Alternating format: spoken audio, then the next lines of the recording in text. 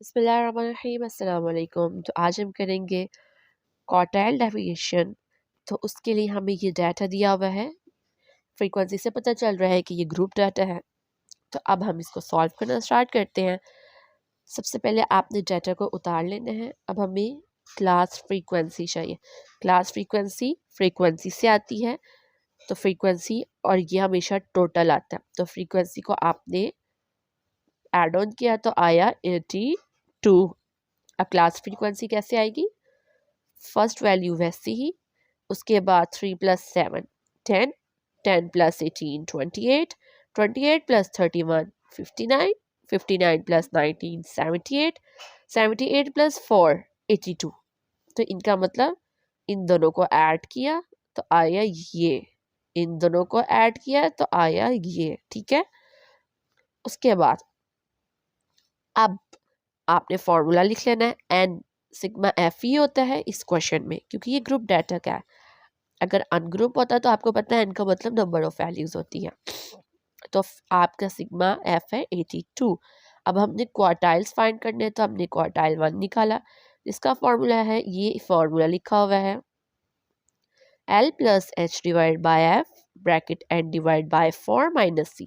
सबसे पहले मैंने आपसे कहा था कि n/4 - c वाले पार्ट को सॉल्व करते हैं।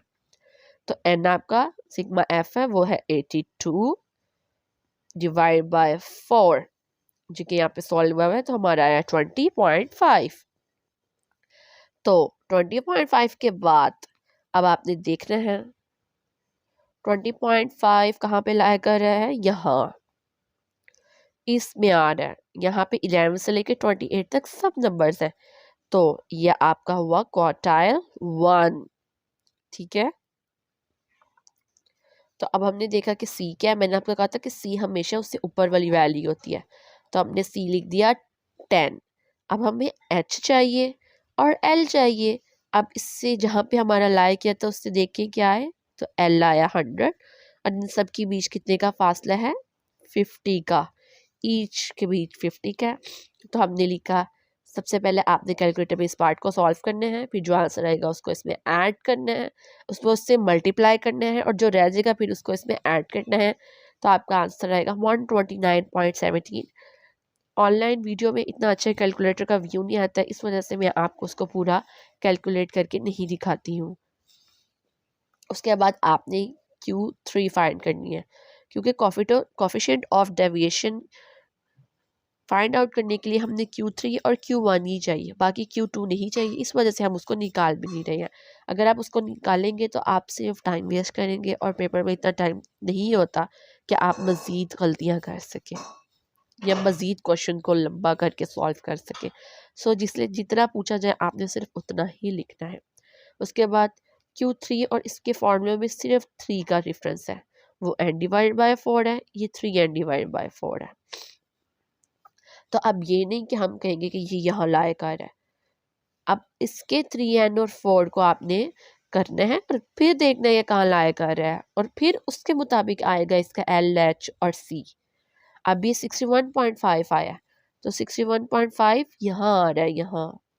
तो इसकी C है अब 59, इसका L है 200 और इसका H 50 है।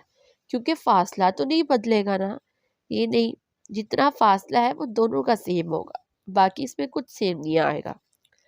तो अब हमने इसकी वैल्यूज को पुट आउट किया और इसके बाद हमारा 206.58 Q3 का आंसर है। उसके बाद अब कोफिशिएंट ऑफ क्वार्टाइल डेविएशन को अब डिफाइन करना है। तो उसके लिए इसका फॉर्मूला है Q3 - Q1 divide by Q3 + Q1 multiply by 100। Q3 था ये, Q1 है ये। इन दोनों को लिखेंगे, एक दफ़ा माइनस किया, एक दफ़ा प्लस किया, और फिर हमने इसको मल्टीप्लाई कर दिया 100 से। तो हमारा आंसर आएगा परसेंटेज में।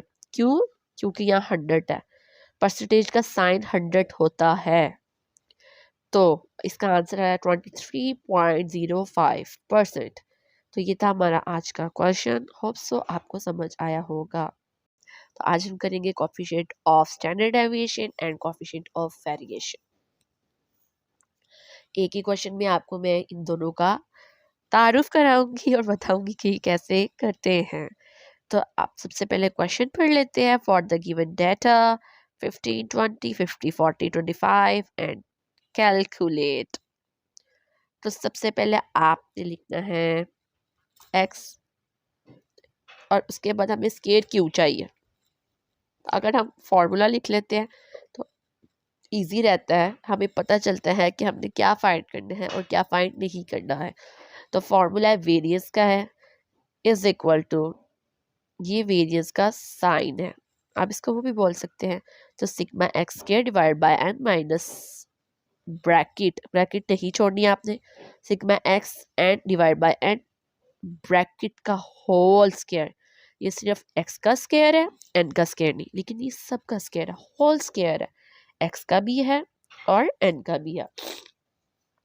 तो सबसे पहले हमने एक्स लिखा, इसका टोटल किया आया 150, फिर हमने 15 का स्क्वायर लिया तो आया 225, 20 का लिया तो आया 400, 50 का लिया तो आया 2500, 40 का लिया तो आया 1600, 25 का लिया तो आया 625। इन सब का टोटल किया तो आया 5350। अब एन कितना है 1 2 3 4 5, तो एन जो है वो हमारे पास 5 है। तो सबसे पहले x लिखा, x का टोटल है 150, 150 का स्क्वायर लिया तो और डिवाइड बाय 5 लिखा, और यहाँ पे x स्क्वायर लिखना था तो उसका था 5350 लिखा और डिवाइड बाय कर दिया 5। अब सबसे पहले इसको आपने सॉल्व करना है, फिर जो आंसर आएगा फिर उससे माइनस करना तो आएगा 170। अगर आप डायरेक्ट कैलकुलेटर में पूरी वैल्यू लिख देंगे तो एरर आएगा या फिर आंसर ठीक नहीं आएगा। कभी भी आपका आंसर एक ही दफ़ा में ठीक नहीं आता अगर आप इसको पूरा इकट्ठा सॉल्व करेंगे। इसलिए आप पहले इसको करें, फिर जो इसमें से इसका स्क्वायर रूट लेने के बाद आएगा उसको माइनस करें, फिर आपका आएगा आंसर बिल्कुल ठीक। उसके बाद हमने करना है स्टैंडर्ड डेविएशन। तो स्टैंडर्ड डेविएशन के लिए हमें एस का स्क्वायर रूट लेना है। देखिए ये हमने निकाला हुआ था ना 170, तो अब आप इसका ही ले लें, सिंपली इसे कैलकुलेटर में लिखें और स्क्वायर ले लें, स्क्वायर रूट डाल दें तो हमारा आंसर आया 13.04। अब एक और तरीके से भी सॉल्व हो सकता था, एक और तरीका इसका, ये एक मेथड है, ये दूसरा मेथड है। इन दोनों को मिक्स नहीं करना कि आपने दोनों, ये दोनों ज़रूरी है करनी, नहीं, बल्कि एक ही ज़रूरी है। अगर आप सिग्मा एक्स मतलब एक्स का टोटल लेते हैं और उसको एन से डिवाइड करते हैं तो हमारा एक्स का टोटल क्या था 150 और एन था 5, इन दोनों को डिवाइड किया तो हमारा आया 30, 30 का आपने ले लेना है स्क्वायर, अंडर रूट बल्कि सॉरी, तो आपका आएगा 13.04 आ जाएगा। लेकिन ये थोड़ा लंबा मेथड हो जाएगा, कन्फ्यूजन हो जाती है बच्चों को इसमें, तो इस वजह से मैं प्रेफर ये करूँगी कि आप ये वाला मेथड करें। उसके बाद अब हमने कोफिशिएंट निकालना है, हमारी लास्ट चीज़। तो इसके लिए हमें चाहिए coefficient of standard deviation S divide by X bar. तो ये हमने एक्स बार जो निकाली हुई है 30, इसको लिखा एक्स के नीचे, इसका हमारा था 130.04 आंसर, 30.04 सॉरी, उसको डिवाइड किया आपने 30 से तो हमारे पास आया 0.43। अब अगर अब इसको हमने करना है परसेंटेज में तो हम क्या करेंगे, तो इसको मल्टीप्लाई कर दें 100 से, क्योंकि जो स्टैंडर्ड डेविएशन होती है वो परसेंटेज में नहीं होती, लेकिन जो कोफिशिएंट ऑफ वेरिएशन होता है वो हमेशा परसेंटेज में होता है, यही फ़र्क है। आप देखें इसका ये फॉर्मूला है, इसका ये फॉर्मूला है, सिर्फ एक 100 का फ़र्क है, और 100 भी किस चीज़ का होता है, परसेंटेज का, बस। बाकी ये सेम क्वेश्चन है और इस क्वेश्चन में कोई डिफ़िकल्टी नहीं, थोड़ा कंफ्यूज आप ज़रूर हो जाएंगे इसकी सिमिलैरिटीज़ की वजह से, लेकिन करने में बहुत आसान है। अगर आप इसकी 10 बार प्रैक्टिस करें तो ये आपको पेपर में कोई तकलीफ नहीं देगा, पूरे नंबर देकर जाएगा, और 5 मिनट्स आप इसको सॉल्व करने में लगाएंगे। तो अब तो आपको ये क्वेश्चन समझ आया होगा। अगर आपको इसमें कोई भी डिफ़िकल्टी है तो आप मुझे कमेंट करें। मिलते हैं आपसे नेक्स्ट वीडियो में। अल्लाह हाफिज़। रेंज का क्वेश्चन ग्रुप डाटा से भी और अनग्रुप डाटा से भी। तो फर्स्ट ऑफ ऑल हम इसको एन ग्रुप डाटा से करेंगे। इसमें हमारा है calculate coefficient of range for the data in 37, 80, 82, 41, 49, 60, 38, 61, 64 and 29। तो ये इसका फार्मूला है। फार्मूला आपने मैं हमेशा कहती हूँ कि पहले लिख लेना है। और इसका मीनिंग है अपर क्लास और एक्स और का मीनिंग है लोअर क्लास। तो सबसे पहले आपने देखना है कि इसमें सबसे हाईएस्ट वैल्यू कौन सी है। 82 के बाद कुछ नहीं है तो 82 अपर हो गई और सबसे छोटी है 29।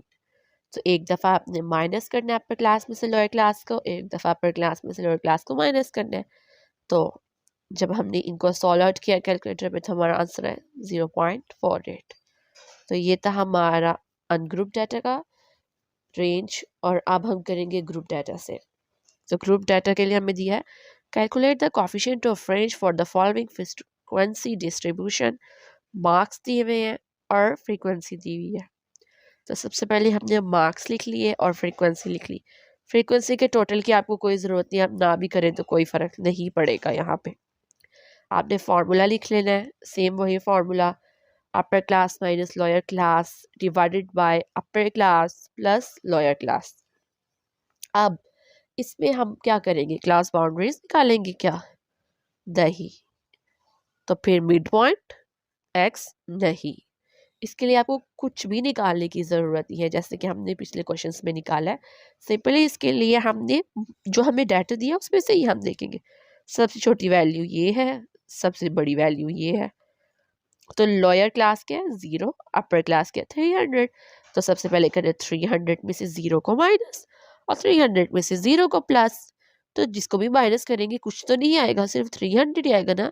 0 में से जिस भी चीज़ को माइनस करें कोई फ़र्क नहीं पड़ता। और प्लस किया तो 300 आया, 1000 1000। तो आंसर हमारे पास आया 1। तो ये था हमारा आज का कॉफिशिएंट ऑफ रेंज का क्वेश्चन, ग्रुप डाटा से भी और अनग्रुप डाटा से भी। अगर इसमें आपको कोई भी डिफ़िकल्टी है तो आप मुझे कमेंट कर सकते हैं। तो मिलते हैं आपसे नेक्स्ट वीडियो में। अल्लाह हाफिज़।